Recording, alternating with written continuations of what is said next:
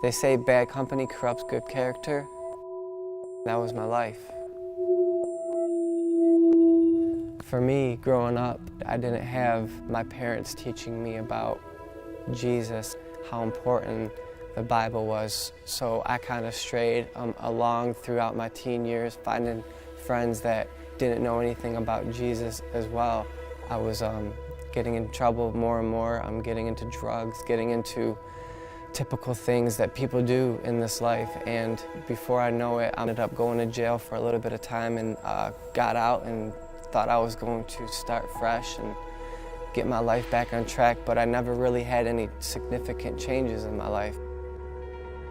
Here I am a few years later, one thing led to another, and I ended up getting a girl pregnant, and we weren't even dating or anything, and she has my son, Logan, and I wasn't ready for it. I was a mess. I had a bunch of trouble with the law that I had to work out still, and before you know it, I'm 24 and I'm back in jail again. I remember sitting in jail with a bunch of people around me in orange and blue and green jumpsuits. We didn't have nowhere to sit, so we had to sit on the floor, and the preacher was actually telling me who Jesus was, and that's when I realized that I did need him, and I was willing at that moment to reach out for him to save me.